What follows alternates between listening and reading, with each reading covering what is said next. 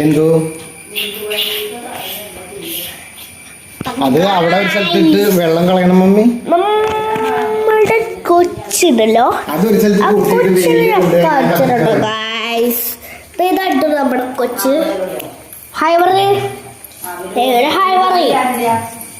Hi പറയാനൊക്കെ നാണോ കേട്ടോ ഗായ്സ്, ജസ്റ്റ് നാണൊക്കെ ഉണ്ട്.